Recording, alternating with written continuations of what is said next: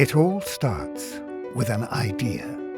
When implemented, it brings us limitless possibilities. Technology plays a role, but humans have made these possibilities a reality. As leaders, we need new ways to inspire teams to help them to collaborate and to foster innovation. Digital technology in the second machine age is driving a sharp rise in productivity, enabling you to achieve more and make better decisions.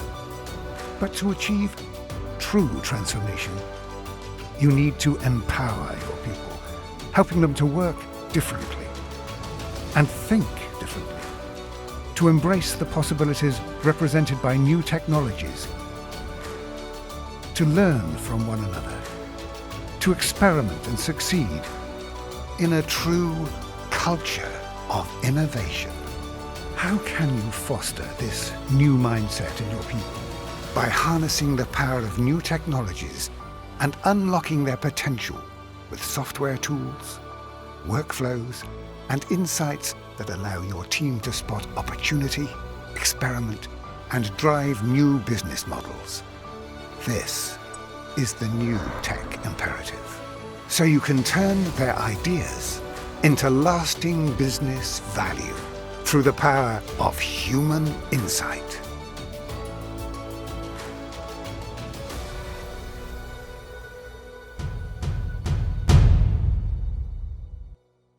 Well. Good morning, Joburg. It's fantastic to see all of you here. Some of you looking more beautiful than me. Right. This morning, on behalf of Industry Software Solutions and Support, a special welcome to all of you here. And special welcome to those of you that are joining us online. I know we've got quite a lot of people streaming today's breakfast. Welcome to Summer 2019 Breakfast.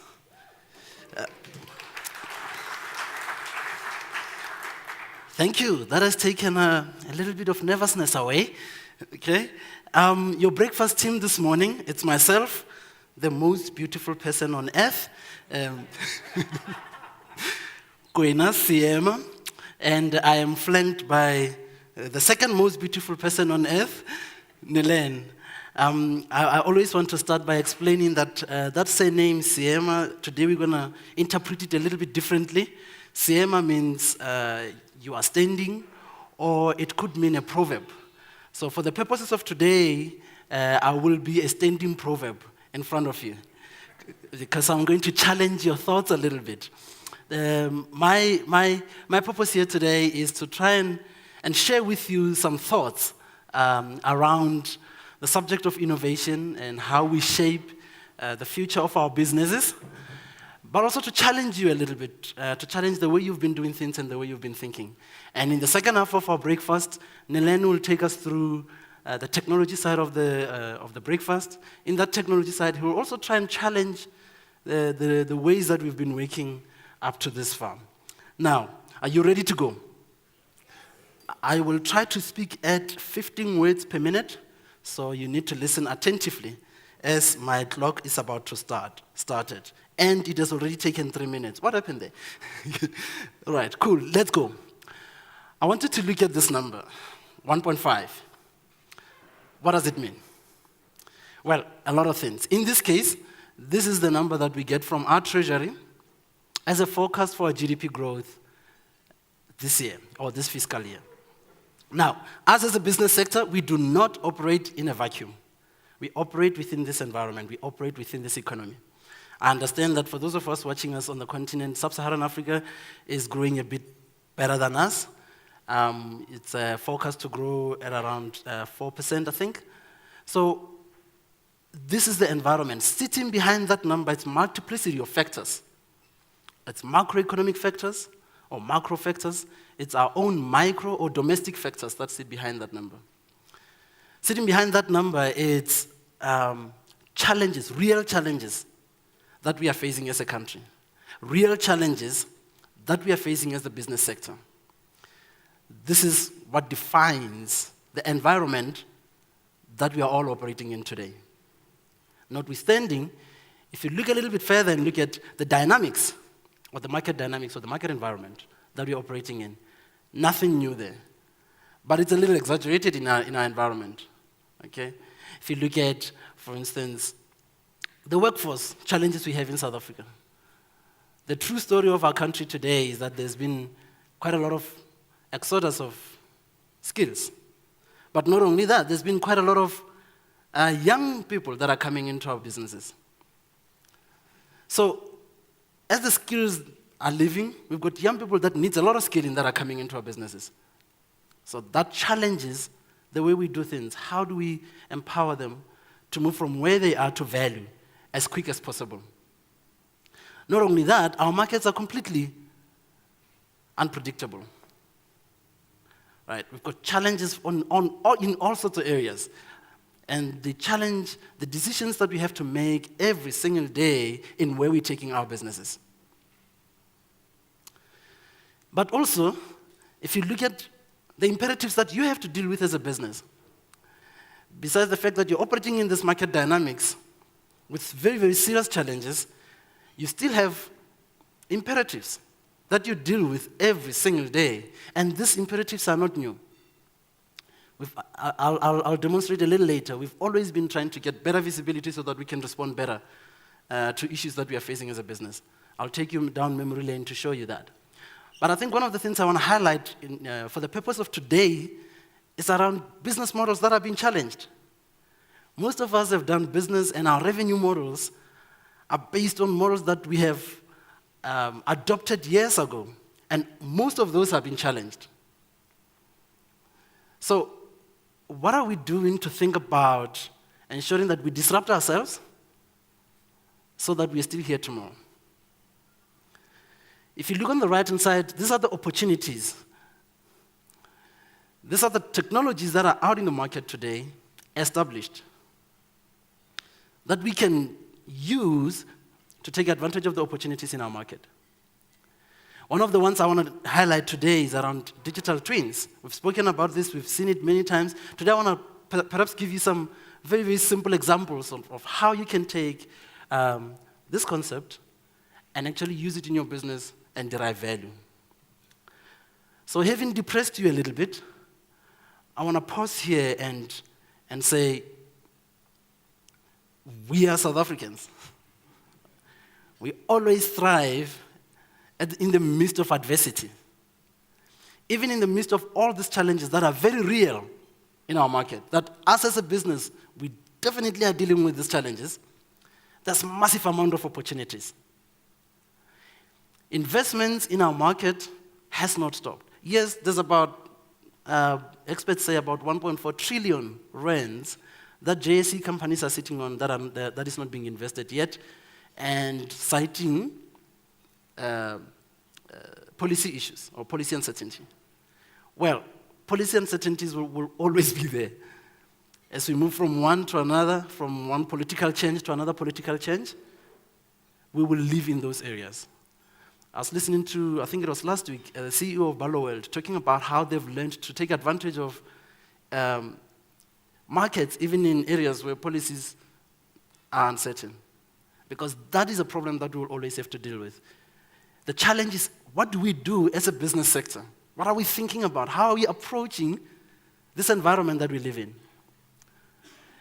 There's been an announcement here in Gauteng of a automotive SEZ, or Specialized Economic Zone. That's opportunity. That's coming for us as a business sector. There's Africa Free Trade, opening up markets throughout the continent.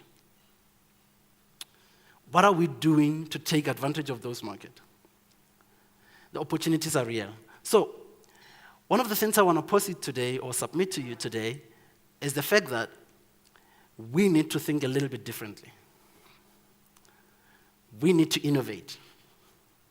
Innovation, and I'll speak a little bit, I'll give you the definition that I believe in, and then from there we'll explore how can we take this and actually derive real value and practical value in our businesses.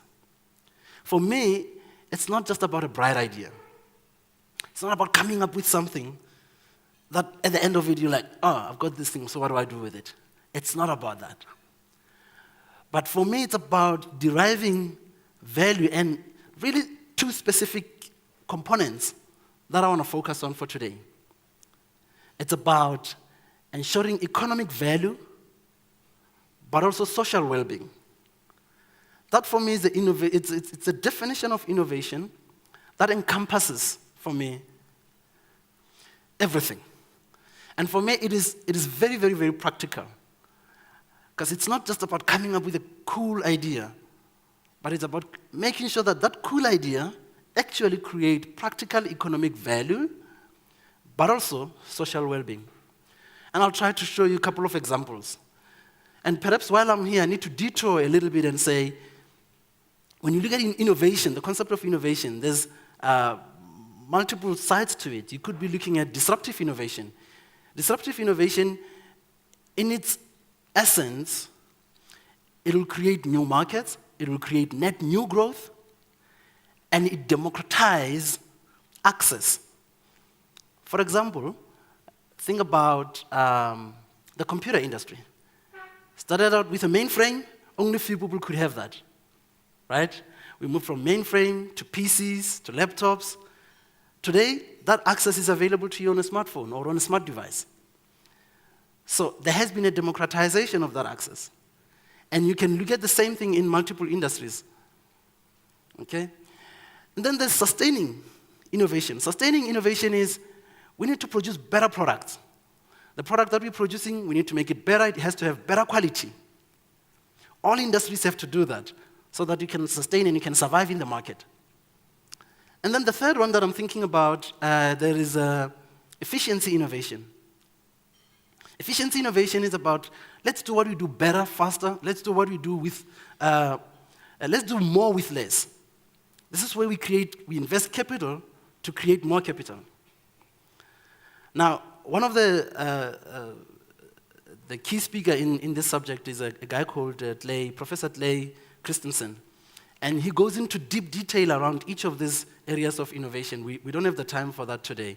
However, what I want to posit and submit to you is that for your business to survive, you need to be thinking around these three areas of innovation. One, disruption, where you disrupt your processes and you disrupt the way you do things, because if you don't do that, typically new market entrants come through disruption.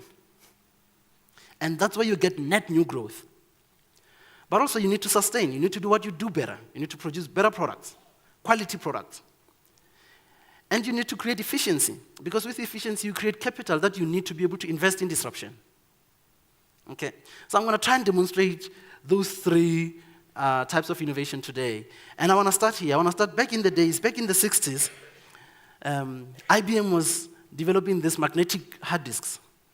And I want to pick up a story in the middle. The video is a bit long, but I'm going to pick up a story, a minute, to demonstrate to you sustaining innovation. And this is how they saw it in the 60s. So check this out. All of the process information and test data obtained through the 20 input terminals is condensed into important test reports. This permits total, step-by-step analysis to detect production problems and permit rapid evaluation of the overall manufacturing process.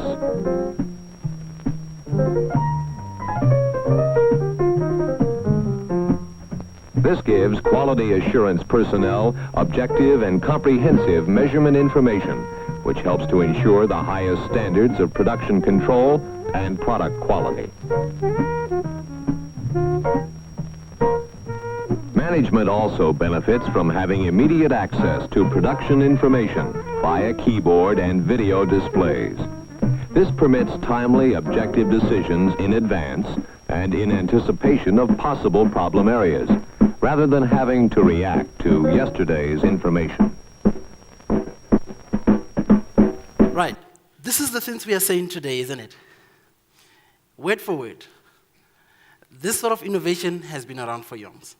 We take what we do, we want to do it better. We make sure that we make decisions on time, we've got the right information at the right time in front of the right people. Now, for those of you who've worked on this mainframe, please line up. I need to shake your hands. Okay? It's important. So, thank you. I see one there. Thank you. So, innovation as a concept comes a long way back. And as you can see, for you to sustain, for you to stay in the market, you need to do what you do better.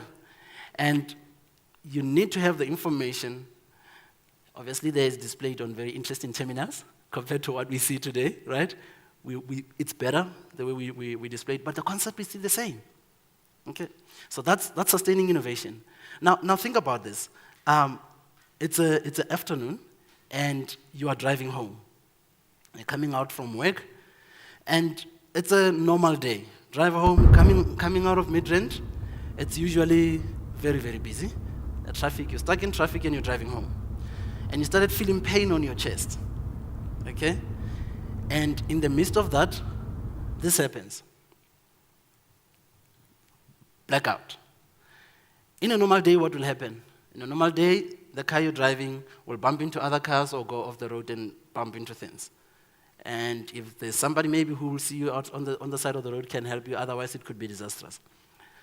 But in the specific story that I want to talk to you about today, this happened. Okay? Wake up in front of people with interesting tools, interesting faces, not looking good, but at least you woke up. Your eyes are open. Okay? What happened here? This is a story of a gentleman called Joshua Neely. I keep calling him George Neely. He was driving home on his daughter's birthday in the afternoon and started feeling pain on the chest. This Tesla Model X, I think it is, autopiloted him to the hospital. Now, I know I've got a lot of smart people in the room. You're already thinking autopilot doesn't work because it's been proven to have lots of accidents. Subject for another day, okay? We can debate it other days. For today, for the moral of our story, it autopiloted him. Now, this, if you look at where we come from in the auto industry to where we are today, this is disruption. Think about the auto industry. Think about in the early 30s, 40s. In Detroit, it took the Detroit giants a week through the assembly line to develop a car. When Toyota entered the market with a Corona, not a Corolla, with a Corona, what did they do? They disrupted that market. Because the car at that time was only for the rich. It was only for a specific few. They disrupted that market and made a car available to everybody. Today, the concept of a car, it's not luxury anymore. You know you need to have something that takes you from the A to B. Not only that, we see this sort of disruption happening in many other industries. Logistics is another one that's on the road that is getting disrupted heavily. Pharmaceutical is another one that's getting disrupted heavily. Here in South Africa or elsewhere in the world, we've seen Uber disrupting the taxi industry. Now we're seeing Uber of trucks coming, Uber of logistics coming, okay, Uber Eats. All of these disruptions, what do they tend to do? They tend to democratize the industry and make things accessible to a lot more people. And in turn, they disrupt your business models. So if you look at the consumer market, how many other companies, before we used to talk about Nokia and others, BlackBerry, what happened there? They were doing what they did better. Nokia was very, very efficient. But what happened to them? Disruption. Okay? So I thought about this, and as I was looking at this auto industry, I thought about some other areas, a few examples in the auto industries of the companies that have disrupted themselves and changed their business models completely. And I'm sure all of you sitting in the room, or most of you perhaps know this, that Peugeot, or what do you call it in South Africa? Peugeot. Okay. Peugeot, for the French that are watching online, yes. Peugeot started out making coffee mills. And they went into multiple other things, including bicycle factory, before they went into cars. We know about Lamborghini. I'm sure most of you know the story of Lamborghini. Started out as a tractor manufacturer. They were making tractors, moved from tractors to supercars. And most of you perhaps know about Hyundai. I'm not sure if I'm pronouncing that correctly. I'm not Korean.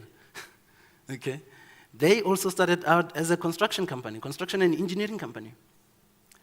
So when you disrupt, you tend to disrupt business models that are established. So my challenge to all of you sitting in the room today is, you have business models that you've adopted years and years ago. Understand this. There's a kid working somewhere in Kenya and Malawi, and somewhere in Limpopo who's working very hard to disrupt the business model that you've adopted. What are you doing to think about disrupting yourself and your business models so that not only can you be sustainable, but actually you can live through the next cycle of disruption, because disruption will always continue. In light of that, I want to show you another company that has disrupted themselves. This is a company in Italy called IS³. They've completely disrupted their business model and changed the rules of the game in the foundry market. Let's have a look. IS³, a subsidiary of the Norican Group. 98% of IS³'s focus is on the global automotive industry, building light alloy die casting machines and cells for die casting of light metal alloys. All of us feel the needs always to implement and to develop as much as possible our product, to stay always on the edge. IS³ worked with AVEVA to enhance the monitoring and control system of its presses and introduce innovative maintenance and support services for its customers. Using System Platform and InTouch, both based on Microsoft.NET, SQL Server, and Azure, IS³ developed a custom monitoring and control interface they coined HME. 18 months later, IS³ teamed with AVEVA again to introduce a new user experience that's reshaping the way asset performance management is executed in the industry. This application they called AME, built using AVEVA's AR/VR solution, a powerful tool set based on Microsoft Visual Studio, DirectX, and the Windows API. AME doesn't just provide asset maintenance to its presses, it also adds a powerful interactive tool for operator training and engineering that connects IS³ with its customers like never before. In this case, we are delivering an application that consider just the component of VR and AR, but could be expanded through other kind of engine in the future. Customers who opt for AME get an asset performance management solution based on the digital twin. Digital twinning creates a complete high-fidelity digital representation of a physical asset within the AR/VR environment. For IS³, it improves the operation and reliability of their presses while optimizing maintenance so that it can be performed at the most economically advantageous time. Using a tablet device or Microsoft HoloLens, IS³ customers can view the digital twin of the physical machine, visualized using modern 3D imagery and gamification techniques in both augmented and virtual reality environments. It's like IS³ operator, service operator is directly on the site, together with maintenance people. It was not just a matter of products or technical solution, let's say. It was a matter to creating a common vision, a common strategy, and also to create something really new. At the end of the day, we really changed the rules of the game for the foundry market. Right. So when you look at what they've done, they are OEM that is developing these presses and they're sending them throughout the country. And a typical business model is we've got businesses like that here in South Africa that are developing different types of machines that we're sending them throughout the country. In a typical business model, I send you the asset, you use it when you need maintenance, you call me, I jump on the plane, I come over. But what did they do? Or in another typical environment is that you've got local people who are providing maintenance and service maintenance, and they build their business around servicing those assets. What they've done is they said, look, we're going to cut through that and provide you access to experts wherever they are in the world. So what am I saying? I'm saying in thinking about your business models and in thinking about the investments that you've made already in technology, some or most of you in this room, you're using some of our monitoring and control solutions. My question to you is, are they just there to stop your factories? Or to monitor your assets? how much in terms of value and being prescriptive to you are they providing to you? Not only that, all of us are involved in doing some sort of asset maintenance. Is it an economically advantageous time for you to be doing that maintenance? Have you actually gathered the information that you have around that particular asset and understand whether this is actually the right time for me to be doing maintenance? Cost effective for you to do maintenance. But also, do you have access to experts? Technology today is available to give you that access around the clock in multiple time zones. But even further, if you look at what they've done, they've disrupted the service industry. People that were servicing those presses that they send out. Because now they created a model that allows them to be the ones servicing those presses. Further, they disrupted the way we train people. And I want to pause here a little bit and say, look, we've got a lot of young people and a lot of, like I mentioned earlier, different type of workforce that is entering our market. They're used to playing games. So they're using gamification techniques, which is an environment that younger people that are joining the market today are very well affair with. So what are we doing to train the young people? Are we still using the same techniques that we've used before? Where we go and put a 50-page or 150-page manual in front of them and say, read this? They don't. They go to Google, they go to YouTube. Because that's what they know how to train and how to get information. So have we thought about that in our businesses? Okay. At this juncture, I want to pause a little bit and go over to New Zealand and look at an old age industry such as agriculture. I'm not sure if you've been following in agriculture how much innovation is taking place there. We're becoming more efficient because we've got water resources that we are using that are very scarce. So we need to be socially responsible. So let's check this 1-minute video out, and then I'll close afterwards.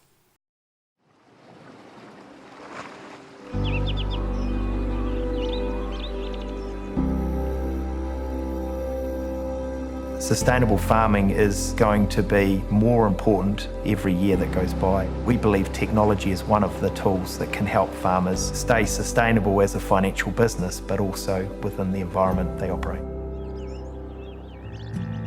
Farming has changed dramatically over the last 20, 30, 40 years. The biggest challenges we're facing is the rising costs of water compliance. So we're looking towards the technology to try and reduce our costs. SCADA Farm is a software and hardware solution that's been used by farmers in New Zealand to help them to manage and monitor water assets on their farm. That platform has a powerful alert system. The software servers are connected to the irrigators and to the pumps 24/7, and that remote access can be via any connected device. It allows us to adjust the amount of water we apply to the land. We're targeting different soil types under an irrigator or different crops under an irrigator that require a different amount of water. SCADA Farm allows the ability to integrate with the actual weather observations, but also the weather forecasts that are coming, and make adjustments on the fly to the irrigator before SCADA Farm. These irrigation systems were left running and water was wasted. I look at our flow meters, and sometimes the machine might be saving up to 50% of its allocated water use, and I could contribute that to the efficient use of SCADA Farm. I wouldn't go back without it. So, when you look at what our friends in New Zealand have done, and I know there's a couple of All Blacks supporters in here, hard luck guys. So when you look at what they've done, it's focusing on those key 2 components around innovation. And that is making sure that there's economic value, but also making sure that we turn ideas into value through the power of human insights. And that comes from ensuring that we're using systems and solutions that help us to get actionable insights. Not just insights, but actionable insights. Insights that I can be able to take actions on. And in this whole thing, and the technology that they applied here is quite simple. Technology always and will always be an enabler. And I want to pose it to you today that irrespective of the industry that you operate in, you need to innovate. Whether it's sustaining innovation, whether it's efficiency innovation, you need to innovate. While you do those two, though, I want to posit that you need to continually disrupt yourself. Go back through all the ages and you study multiple industries. You'll see that companies that failed to disrupt themselves, even though they were giants at one point in time, they do not survive. They eventually go out of business. So it is key to innovate. It is important to innovate, but it's also important to disrupt yourself. Okay? And as you do that, understand this. It's not a matter of a technical solution. Technology we have, and you'll see in the second half, we've got a lot of technology. If you focus on the technical solution, I want to give you an example. If you focus on the technical solution, this is what happens. That is a result of focusing purely on a technical solution. Innovation, it's about two key imperatives. Number one, it's about ensuring economic value or economic growth. Number two, it's about ensuring social well-being. If you focus on those two key imperatives, you're going to focus on what are the value drivers in our business. Let's unlock that. Let's look at our value chain. Where are the leaks in this value chain? Okay, let's reconfigure that. Okay, let's look at opportunities for us to grow. Let's understand those opportunities and let's create a common vision towards ensuring that we take advantage of those opportunities. If you do that, this will be the result. Technology remains an enabler. Thank you very much for listening. This is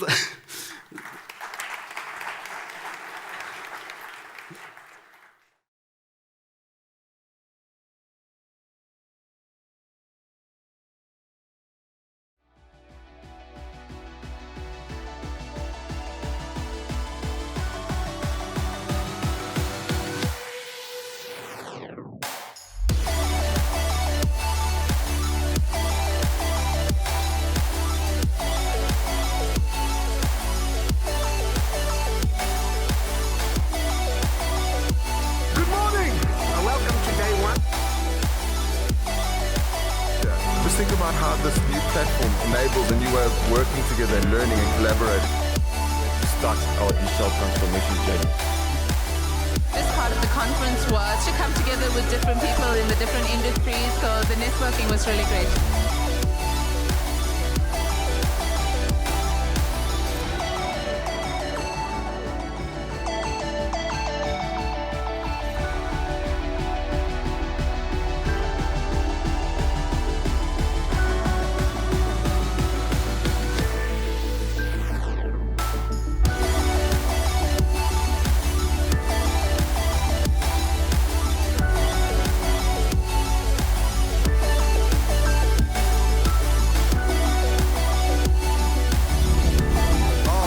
Exciting times ahead.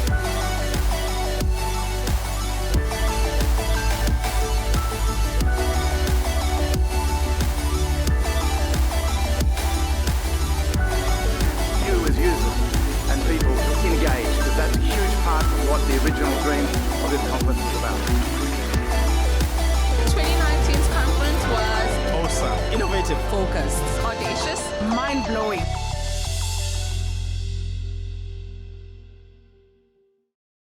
Very good morning and welcome to the second session of Summer Breakfast 2019. It certainly has been an awesome road trip with Kwena and definitely nice meeting our customers out there on the field. So what a way to end it here in Johannesburg, and what a way to end the year just before we go and leave. I think we're just 2 weeks away, which is a scary thought. But anyway, my name is Nilen Bamal. I am the Technical Director of IS³, and I'm here to present to you the technology side of things, and Kwena had spoken about the innovation side. So we'll take a little deep dive into what's coming up in the technology side of things and where we're going, and hopefully it'll be insightful for the next 30 minutes. So the video that you guys just watched was, of course, our Exchange conference, which we held this year in Sun City. Next year, we are obviously having the conference again, which is our biggest conference ever. So we're in the Champagne Sports Resort next year again. If you haven't attended the Champagne Sports Resort event at Exchange, it's definitely a must-attend event. Now, since I am Indian, I come with specials. For today only, actually not for today only, March 2020, we do have an early bird special for the Exchange conference, and this obviously includes all the conference costs that come with it. It comes with the entertainment, and it comes with the accommodation that we will have at Champagnes for you as well. So please make sure you take advantage of the special. You need to make sure that you register before March 2020. And the conference, by the way, is on the 10th to the 13th of May, so it's slightly later in the year. So make sure you diarize this and make sure you attend the conference. So in terms of the discussions that was had in the first session with Kwena, we spoke about how customers are hindered with innovation or applying innovation into the industry. And we did a survey around this, and we said, okay, let's speak to our customers and find out what they're implementing or how they're taking this to market in terms of accelerating innovation in their industry. So there were 3 things that came up, which was a norm in most industries, whether you're in mining or food and beverage or pharmaceutical. These 3 things were the key things that was key to the success of innovating in the industry. Number 1, being a continuous improvement. So Kwena spoke about disruption. He spoke about continually innovating. This is one of the key factors in terms of innovating in your industries. Make sure that it is a continuous process in your environment. And secondly, I think this is something that is coming to the fore with the millennials in place and the newbies that's coming into the organization. You've got to drive an innovative culture in your organization. Okay? And then thirdly, but not least, it comes down to you, ultimately. You are the owner of innovation. You are the guy that's going to disrupt in your organization. So individually, it boils down to you. So if we look at the success stories that Kwena had done earlier, there were 2 very important customer success stories. One that went the full tilt in terms of implementing AR, VR solutions, in terms of doing visualization, doing remote maintenance, and also asset performance. But this wasn't something that they thought about one day and just implemented. It was a journey for them, and they implemented it stage by stage.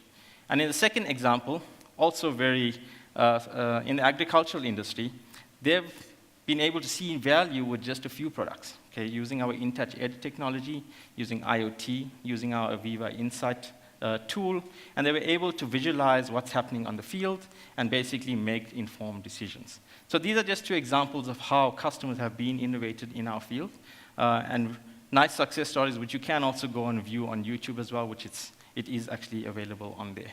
Okay, so I think the question is, where do you start with innovation? And I think the best place to start is obviously here. Now, I promise you, this is not a scene out of Teletubbies. It is a greenfields plant where we have absolutely nothing, and we now need to build something on this. And typically, if you've been in a greenfield environment before, you know that there's certain things that need to happen. Firstly, there's different contractors that come into play, where we have people like electrical, for example, who is responsible for electrical systems in building up this plant. You have piping people that come in and actually do the piping. You have structural guys who actually build the plant itself. And then you also have mechanical. Now, these are just some of the examples where we have different contractors involved in putting together something for a customer. Now, in terms of these, if you look at this, you have different streams or different facets. They all have different contractual goals at the end of the day. They are working within their scope of work, but ultimately, all of these people need to work together to meet the ultimate goal, which is project deadline, on time, in budget, in scope. Okay? But this doesn't happen, obviously. Okay, so usually, these guys operate in their own time zones. There's no collaboration between them, and what we end up having is something called a design spiral. Okay? Now, when I built this PowerPoint presentation, I thought about design spiral. I'm like, how can I give you an example of a design spiral? Now, if you've been to Cape Town before, you might have seen this before, which still exists as a monument in South Africa. It's a tourist attraction, and this is a typical example of a design spiral, where you have multiple contractors, no communication, and you end up with this. Now, the scary part is the numbers. Okay? If we look at projects in our industry, 96% of them run over their schedule. Okay? And some of you probably can relate to this. 60% of them run for more than 20 months. Okay?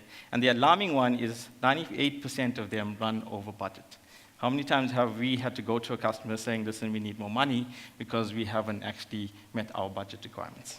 Now, it's not only due to the fact that we have multiple contractors working in our environment and they need to collaborate. There's also other things in play. So for example, in this type of example where we're doing greenfields, there's also different types of data that we're looking at. So things like scan data or different systems for that matter, or it might be manual data that they're looking at. So how do we bring the collaboration and the systems together so that we can present the data in a way that is accessible, that has context to it, and we can see information? Okay? So typically in a plant where we have this sort of scenario, if there's a change in the instrumentation, for example, everyone else needs to understand what or how that change affects their scope of work. So if we look at it, the reason I'm telling you this is because we do have a solution available, and it's called the AVEVA Integrated Engineering and Design Tool, which basically brings all of these different tools or components together into one environment. Now, if you worked with our Wonderware system platform environment, you know that's a single tool where you can bring in all your SCADA systems. You have a central place to manage them. It has the context. So in the engineering environment, think of it as the system platform of the engineering world. Okay. So this tool allows you to integrate electrical, engineering, instrumentation, PDMS, 2D diagrams, or piping diagrams, all those nice things together and in context. Now, unfortunately, we only have 30 minutes for this presentation, so we can't go through every single one of them, just to let you know that there is all of these components that is available. I think the one we want to focus on is the AVEVA 3D, or Everything 3D, or we call it the E3D. This is one of the cooler tools which allows you to now build a 3D model of your plant. So let's take a look quickly of how you actually go about this.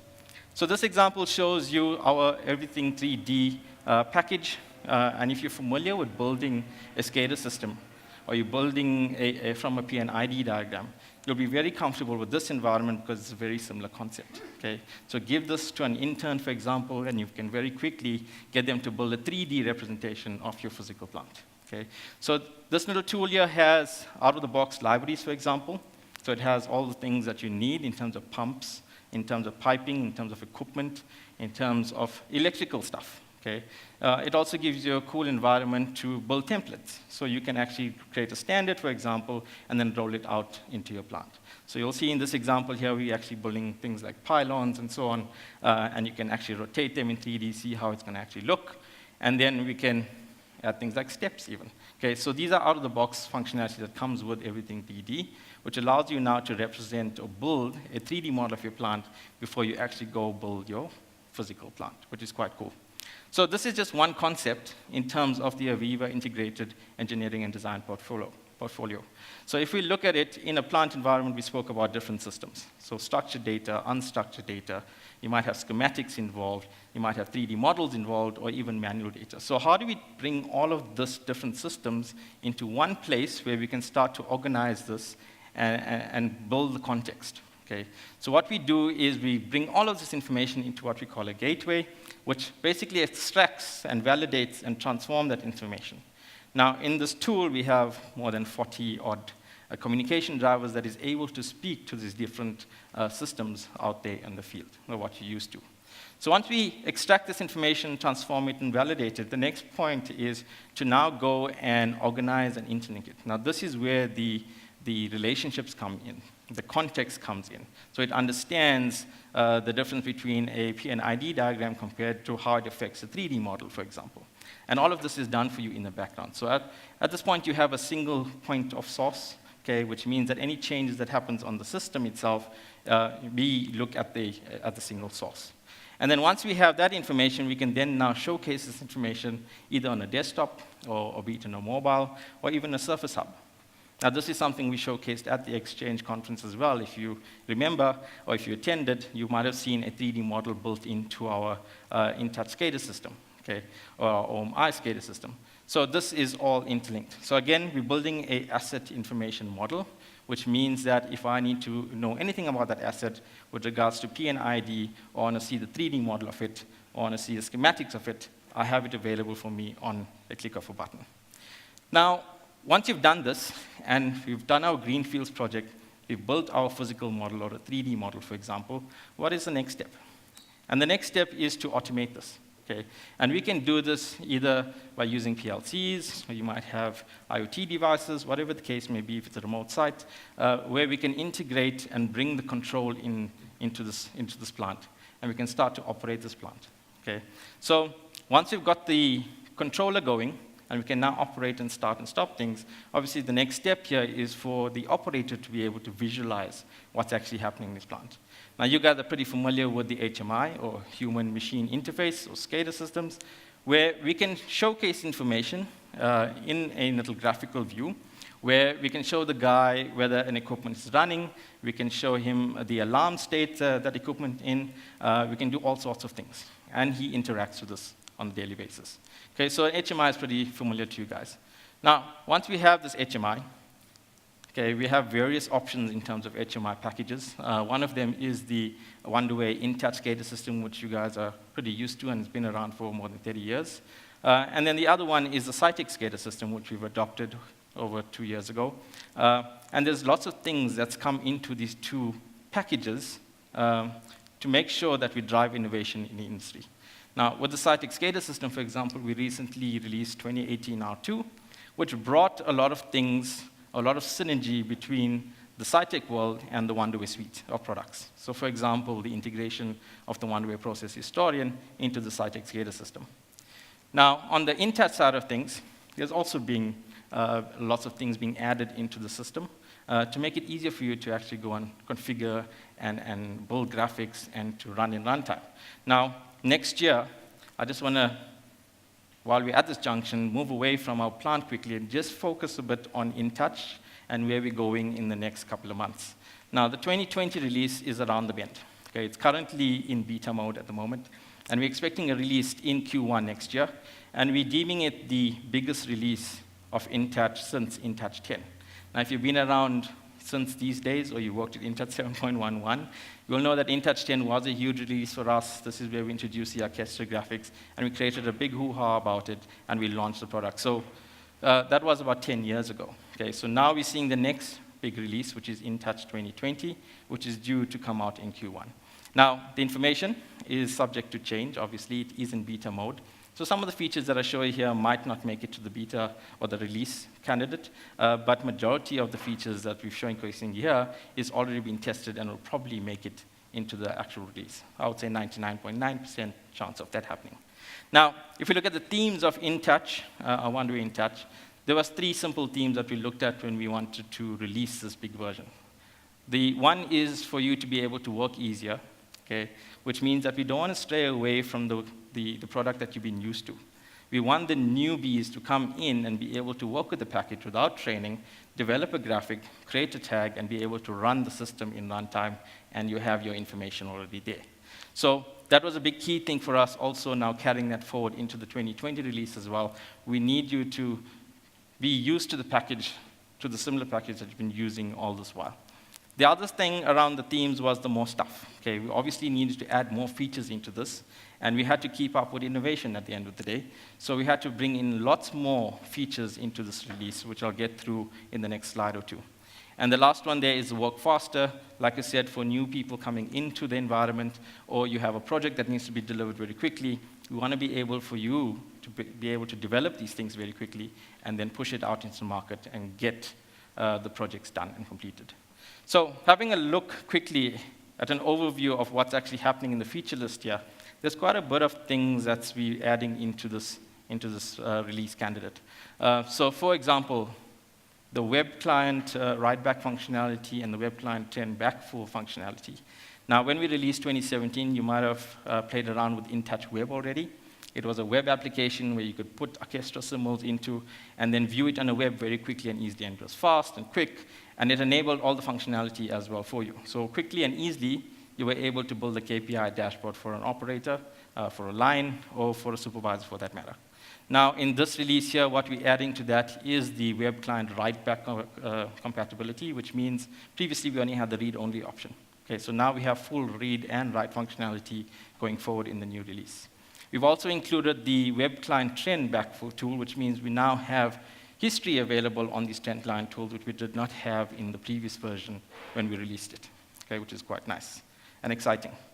The other big things that we're adding in this is obviously a mobile application. Okay, so you can access the InTouch web, for example, on a web browser, but it requires someone to go and put in the URL, and it's a bit tedious, and sometimes they get it wrong, and they get frustrated. So in this case, we're introducing a mobile app where you can simply go and configure the mobile app, and then quickly and easily get access to those applications at the end of the day. The other side of things, we're also trying to revamp the look and feel of the application manager, so we're completely redesigning it. I think if you've used InTouch all those years, you'll know that nothing's changed in terms of the look and feel of the InTouch environment. So this time around, we're going to make it conform to the rest of the Wonderware packages and just make it look a bit more sexier, if I want to put it that way. So the other features that we're adding in here is the web widget support, which I'll show you just now how that actually works. And then the feature that's been asked by most clients was something called the carousel or kiosk mode, where you can actually go and put it onto a line and let the dashboards basically just cycle through, and you have dashboards viewable. Okay. So rather than me talking about all the features that's available, let's show you some of this. And this is the stuff that we had available. There will be more videos that will be published as soon as we get closer to that release date. But what we want to focus on here is a few things. Number one is a mobile app, and show you how that works. Number two is the feature that we've added, which is called multiple window support, which we did not have before. And then the web widget and the carousel mode. So let's get into it. So in this particular video, what we're doing is we've downloaded the application from the web. Okay? We go and configure the URL, and then we simply go and select connect. And then you'll see on the left-hand side there you have a navigation screen. Now this navigation is important because it integrates both with your InTouch system platform hierarchy as well as your InTouch hierarchy that you've built inside InTouch. So now both is supported in this environment, so it fully supports your S95 standard that you've created in system platform. So once you go and click on a specific window, you'll see that it's fully responsive.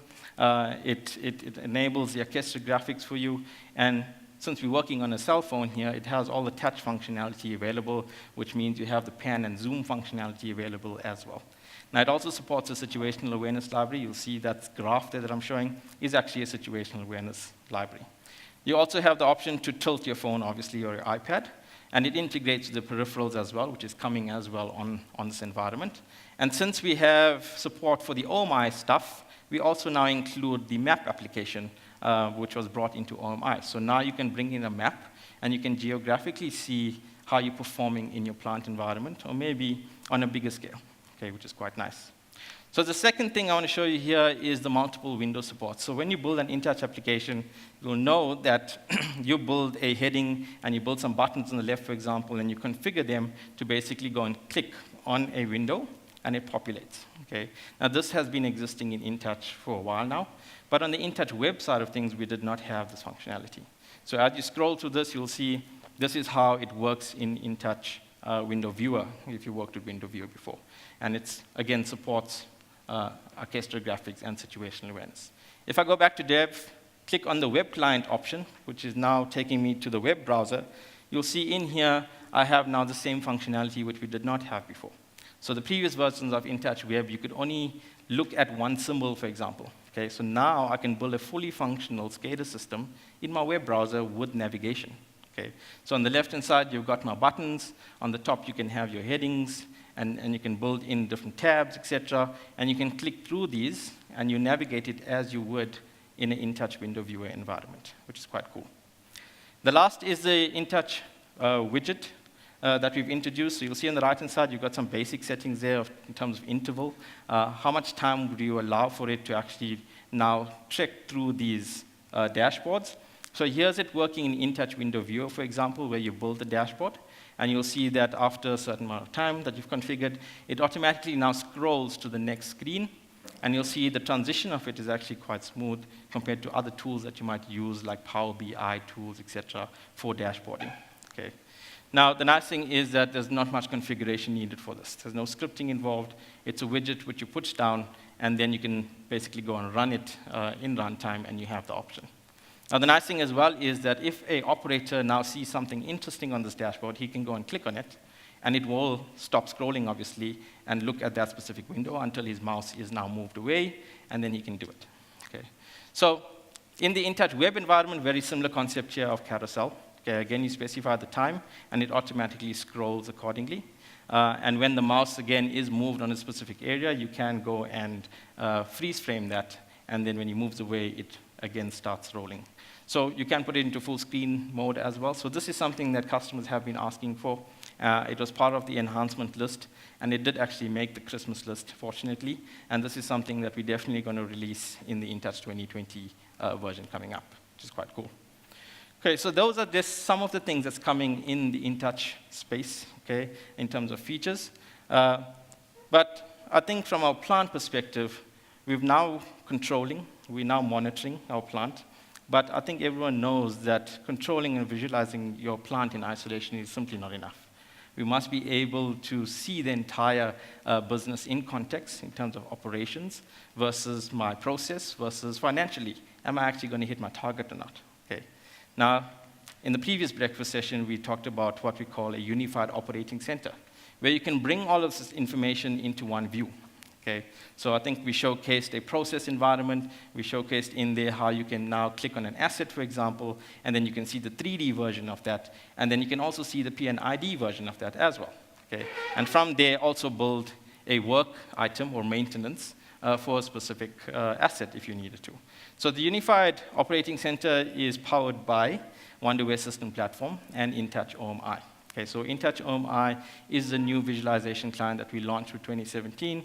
Again, if you haven't played around with InTouch OMI, make sure that you do, because you can add value to your organization by bringing in these high-level context or KPIs for the business overall.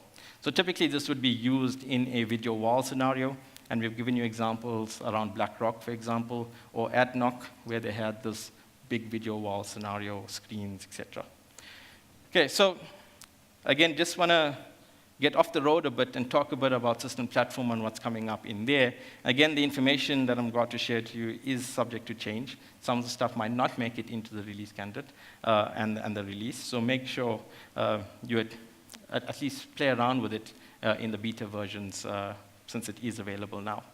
Okay, so again, with the themes for system platform, we spoke about 3 easy things here. Number 1 is engineering efficiency. Number 2 is operations efficiency. And number 3, IT efficiency. And the important thing for me in this bubble here is the IT efficiency. We're seeing a lot more IT and OT convergence in terms of cybersecurity stuff that's coming into system platform as well.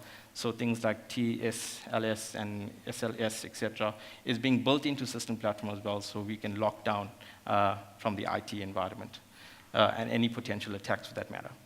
Now, in terms of the features that's come into the system platform 2020 release, is a whole lot of stuff. Okay? So the first thing that we look at is obviously performance scalability. So whenever we release system platform, this is the first thing that we look at, because people want to be able to scale. Okay? And what we're enabling in here is I/O up to 1 million in the system platform environment. Okay? And the performance side of things is something that I showcased in the previous breakfast as well, where when you're doing development, for example, for many objects, it now takes you 15 times faster to go and check in those objects, which is quite nice. The other big thing is the InTouch OMI web integration, which I've showed you in the video previous, where we're integrating the OMI application now on a mobile device as well. So it's fully functional, fully integratable, etc. The other nice thing that we're doing here is, again, the history integration. So we've seen or released 2018 R2 on the Cytek side of things. This now also integrates into the Wonderware suite of products, which is our Wonderware Process Historian, which allows you to now log data into that database. Okay, so the other things we're seeing is integration of the Edge HMI and the Cytek integration. Now, when we talk about these integrations, we're talking about things like orchestra symbols. Okay, so when we launched System Platform, you'll notice that we had the orchestra symbols, and we made big hoo-ha about it, and you've got the shading, and you've got the situational awareness libraries, and all sorts of things. So this now comes into the InTouch Edge product as well as the Cytek environment. Okay, so you will have one environment or one symbol that you could use into any of these 3 environments, which is quite nice. The other nice thing that we're doing in 2020 is something called preemptive diagnostics. Okay? So rather than giving you a log file, which I suppose no one looks at ever until the plant breaks, we're doing something called preemptive, which means alert you when there is a potential issue. Okay? And this is coming into the 2020 release as well. So a lot of changes in the log file, which means that we're giving you a bit more descriptive log errors and log warnings so that it can quickly point you to the place that you need to go and fix any issues. Okay, so the last thing that we're doing here is around the applications. So InTouch and System Platform 2017, when we launched it, we spoke immensely about the fact that we're now launching this thing called applications. So similar to the concept of your web devices or your phone devices, you go to the App Store, you download an application, and you can use it off the shelf. Okay? So what we have is a similar concept, and we call it the digital exchange. So if you go to exchange.aveva.com, you'll see that there is already apps that's been developed by AVEVA, also by our partners and endorsed SIs, in that environment where you can share this information. So someone might have already built something that you're looking for. And you can quickly go and import this into the system platform environment and use it off the shelf. Now, in this particular release, we've released two things. One is the video playback app, and the other one is a PLC logic viewer. Okay? Now, if you look at the diagram on the left there, you'll see that the PLC logic viewer is something that allows you to now bring in information into your OMI environment, for example, as an app. Okay? And this enables you to now view live information from your PLC in context to the rest of your plant. Okay? So you can now see what interlocks are in play, etc. So for maintenance engineers, this is ideal. Okay? Now, the other option is the video playback app, okay, where you can also create your own videos, MP4s, MP3s, etc., and bring in information so that you can guide operators to solutions. Okay? So in the previous release, we talked about apps like PDFs and Word and Excel being integrated into the system, but it's easier to show an operator that this is how you do something via video. Okay? So I think people are getting lazier and lazier by the day. More people watch YouTube than actually going to Google and reading an article for that matter. So this comes into the 2020 release as well, where you can now enable that functionality, which is quite nice. Okay. So moving along, I just want to talk quickly about the .NET, WinForms, and WPF integration into system platform. This is something we brought in again when we launched 2017, and we said you can now use these latest and greatest technologies from Microsoft's side, build your own application, and then bring it into the system platform environment. So what we're doing with this is making it easier for you. Okay? Just to show you how this works. Here is my IDE 2020, where I'm going to import a DLL, or a WinForm, for example.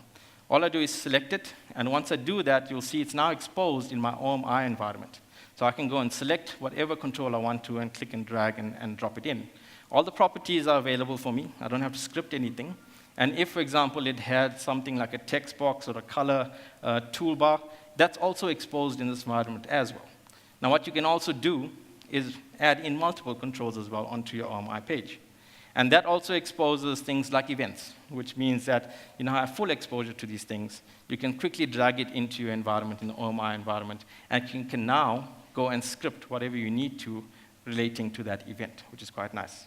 So just testing in runtime quickly, you'll see how this works. You go and click on the button, and it enables that functionality for you, which is quite nice. So that's what's coming up in 2020. Again, there's a whole list of features here which I cannot go to in detail, but will be available as we trek along and meet this target release date, which is going to be Q1 next year. Okay. So looking at the Unified Operating Center, you will see that it's actually much more than an HMI. Okay. And it's all good and well that we're now monitoring and controlling, and you can see holistically from a business perspective where we're heading financially, and we're meeting our top line. In doing so, what we're actually doing is sweating our assets. Okay. Now, this is something that people think last about, because as long as the pump is working or the motor is working, we're good. We're meeting production requirements, and we're meeting our overall net profit, for example. Okay? But in terms of assets, this is the heart of every operation. Okay? And maintaining these assets are imperatives. Okay? And it's usually neglected. So what usually happens in a plant is when they see something, so for example, an operator comes in with his toolbox, and he walks past the pump and he sees an oil leak, for example. He goes and fixes it, okay, puts it onto a piece of paper, and then gives it to whoever, okay, someone from SAP. And that is immediately lost. Okay. Now, what you'll notice here is that this operator here, it doesn't actually have a toolbox. It's actually an iPad, a very big one. But we're giving him an electronic way to now fill in a maintenance request. So let's look how this is done. So here is our tool called Mobile Operator Rounds, where we built some forms already. So the task for him is to go and check the suction pressure on this pump. So what he does, he goes and scans the barcode on this piece of equipment, and then it gives him some instructions on what he needs to do. So the first thing, he takes a reading. Now, if he takes a reading and puts in the value, and it's below a certain value, it automatically pops up with a message saying, listen, this is what you need to do next. Okay?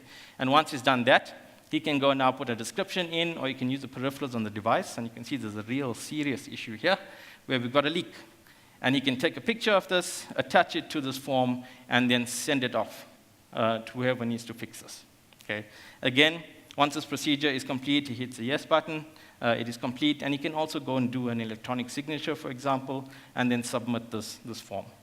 Now, this is a nice little tool for him as a maintenance engineer because it gives him tasks per day, which means he can see what's in progress, what's overdue, what's being completed. And then he can also use this as a knowledge base as well in terms of what he needs to do next if he sees another similar issue to this pump we just experienced. Now, this is all good and well building this on the front end. How do you actually build this on the back end? Now, it's very simple. All you do is flip this iPad around, and you'll see the back end.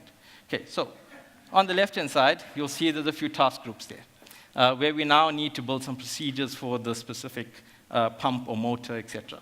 So the first thing that we do is we build a task group, give it a name, and then we add some sort of decision box which says this is what you need to do if this. Okay?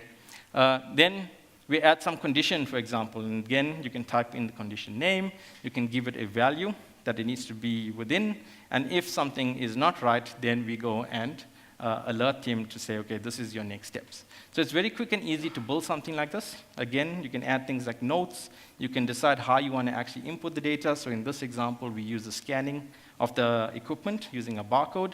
You could do it manually as well if you wanted to. Or maybe the guy can type in the pump name and it will bring up this form. So there's various ways you can actually go about this. Okay? So this is mobile IntelliTrack or mobile rounds, which is renamed, which you can use for things like maintenance, and it integrates all the way into your SAP environments and any maintenance management system that the guys might have out in the field as well. But I think the question is, when do you do maintenance on equipment? Okay? Do you do it periodically, or when equipment behaves badly? And I think majority of the guys sit in that space where when there's a breakdown, that's when you fix it. Okay. Or when do you actually go now and do this? You can also do it before it acts up, obviously, which is ideal. Okay. And this is the end state where we want to get to. So typically when we look at pumps and motors, etc., there's a lot of signals that come into play here. Things like temperature, flow, vibration, oil levels, etc. All of these things are probably logged into a one-way historian database, okay, or some other database that you have that keeps these values. Okay. So all of these have some sort of history behind them. Okay, where we can go and trend them and view these things. And for the operator, he can now go and look at these values and then see whether it's behaving abnormally or not. Now, in this example, as a presentation, one asset, one operator works fine. Okay. When we look at a plant environment, we have a lot more assets, and we have a lot more signals per asset, which means it's near impossible for an operator to analyze all of this information and predict whether something's going to happen or not. Now, the reason I'm telling you this, it'll be ideal if we have a tool that actually goes and does that analysis for us. And the tool is obviously our Avantis Prism tool, which allows you now to build relationships between signals and enables you to go and recognize patterns for either normal or abnormal behavior. So using the Prism tool, we can now predict whether we are going to have an anomaly in my assets or not. Now, we have done some nice success stories around this.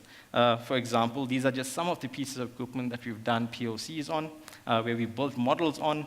So if we look at it, compressors, boilers, generators, pumps, motors, these are things that is generic to all organizations, whether you're in pharmaceutical, mining, auto industry, etc. You must have one equipment that is common here that you can apply Prism to. Okay? So these are just some examples. So if we look at it, our assets are now in peak performance. We have visualization. We're monitoring our KPIs. But what about the next thing, which is operations? Okay. Now, this is something that we don't look at in a plant environment if we meet the other KPIs. But this is something that we need to also hone down in and make sure that we operate the plant optimally and make sure that we get the right output. So if I take this example of the plant here and break it up, okay, what we actually have is a tank farm and some heating columns and a spray dryer. So it's a spray drying process where we're making some powdered milk, for example. And the process on the left-hand side is basically how it goes is you have some sort of skim milk in there, which goes into a evaporator, okay, which evaporates the water and separates. And then on the spray drying side, you eventually get what we call powdered milk. Now, what if you could take this entire process and increase the yield with the same input? That would be awesome. Okay, that means we would save a lot of money for customers, number one, okay, and everyone would be happy. Okay. So how do we do this? Okay, we use advanced process control to do this. And the reason I gave you this example is because it's pretty complicated. It relies on a lot of signals, like temperature, relative humidity. So it's not your typical process that you would put into a PLC, for example, and control the set point, and voila, you have your required output. So this is where our advanced process control comes into play, where what we do is we stabilize the system using our advanced process control, and we get to a point where we can now reposition, okay, to get the required output. So very similar to the cruise control on your vehicle, where you set a set point, and you put your hands off, and you basically go. Okay? So this is what it does in a plant environment, where you can hit that set point and make sure that it does it automatically for you and control it. Now, the reason why we went to this example, which is a spray dryer, is because we do have a success story that has been done overseas in this particular environment for spray drying. Okay. Now, you'll see after applying advanced process control in the environment, they were able to get a 10% increase in throughput, 5% reduction in specific energy consumption. And I think the big one here for me is that it was less than 2 months that they implemented this, and we're able to see a return. Now, we've been able to do things like this a lot shorter. Okay? So we've done POCs for customers as well, where we've proved the concept in less than a month and seen the return already, and they're seeing the benefit, which is quite cool. Okay, so moving along.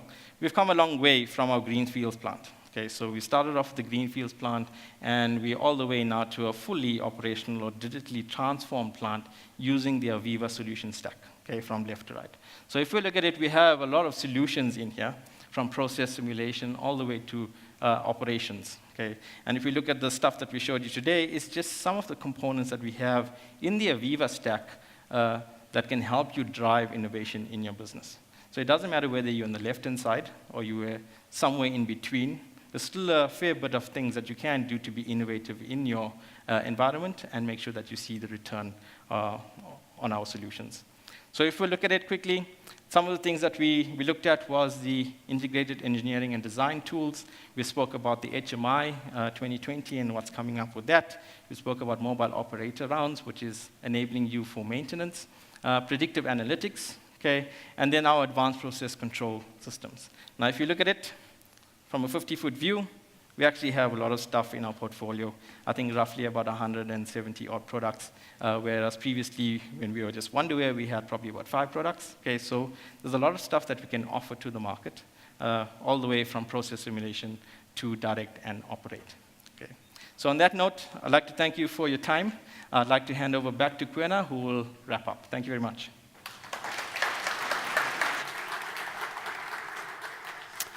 Well, well, well. Good morning, everybody. Are you still awake?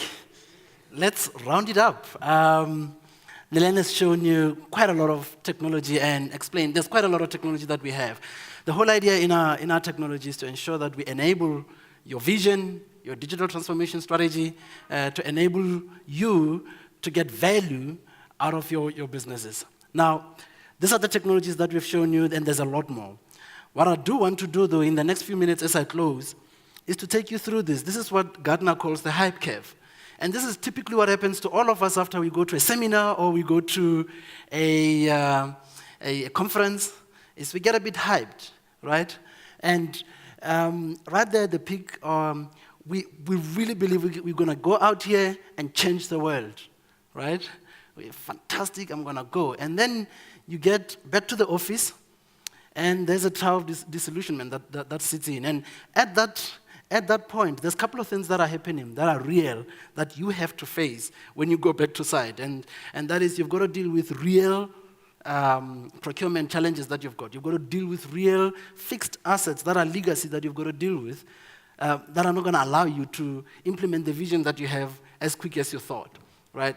Not only that, you're going to deal with the fact that you're running systems that are completely inflexible. You bought a technology that it doesn't work for you, and now you're stuck with this thing, but you've invested your money in it, and there's nothing else you can do with it except you need to go out and invest in another sort of technology. Okay, these are real issues. The architectures that you've got are built around technology, not architectures that are built around the problems that you're trying to solve. These are real challenges that bring you down to that trial of disillusionment. So I mean, we are not immune from picking you up on that hype curve, because we have done this many years. We show you great technologies, we show you that it's easy to do until you get home and you realize, now I've got to put in a bit more work. This year, though, we thought we should also not only pick you up, but also give you something that you can take home with that can start assisting you to enable those digital transformation strategies that you've got. And we coin it AVEVA Flex.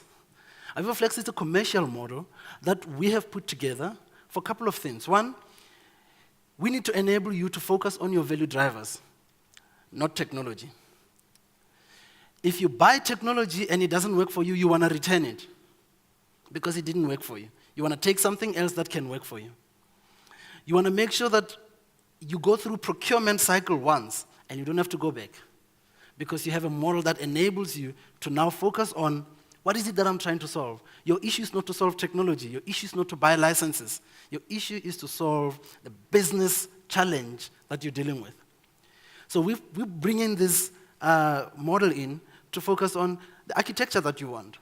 What is the right architecture for you as our partner, as our customer, to make sure that you solve your challenges in the business? What devices do you want to run on? Do you want to go hybrid with cloud, on-premise? What is it that will work for you in order for you to enable your strategy and your vision? So this is the model that we are introducing in the market. We've introduced it a little while ago. It's been around now a little while ago. And in areas that it's been tested, we've seen successes in it. So today, I want to introduce this market to all of you, to say, this model to all of you. Speak to us about the details of how it works. How can we enable you as a partner to make sure that you focus on working with our customer to enable their strategy? And you don't have to worry about licensing. You don't have to worry about limitation of text and I/O and all of those things. We want to remove all of those type of limitations. Okay. So speak to us about that model. Our idea with it is we hope that it will take you back from that trial of disillusionment, but bring you back to the plateau of productivity. That's what we hope to do with it. So at this juncture, I want to learn from our friends out at Posh. What they said, I like the quote that I read from them, and that is, a timeless idea only holds on to its youthful vigor if it is constantly upgraded. Not only that, in their case, what they said, which I really liked, was the fact that, for every new generation of 9/11, it represents a new start. There's something new about it. They innovate as they go with every new generation. And they call it a timeless machine. What am I on about? What I'm on about is that Nilani in this session spoke about Windows System Platform 2020 that is coming. Now, most of you as our customers are running 2014 R2 or before. I want to submit to you today that we have moved now from 2014. 2017 was released in somewhere around 2017. That's important, right? And all the way to 2019. So it's been around for a while. So the important thing to note is that 2014 R2 is in mature support. So it's important for us to start looking at how are we going to move from 2014 R2. All the new features that you see, that Nelena has been speaking about, all the new innovations, they're starting from 2017 onwards. Like that timeless machine, System Platform, it's a timeless solution. And it can only stay in that youthful vigor if it's constantly upgraded. And to help you do this, you as our customers, we want to let you know that there is a ecosystem. And for you on the continent that are watching me today, I've traveled the continent. We have partners all around sub-Saharan Africa. This is the map of South Africa that shows you the partners that we have that you can reach out to. Of all of these partners that we have partners that are endorsed, you've got partners that are certified, and we've got partners that are registered. Now, all these partners that you see here on the screen are endorsed, these ones and these ones are certified. Reach out to those partners. We've got about 70 others that are registered, and we want to call on you who are registered. You know you've got the capability, and you've delivered the solutions before. Get certified. It's important. Okay? So, with that, have a fantastic day and a fantastic holiday season and Christmas season. We're looking forward to seeing you at Exchange next year. Thank you very much.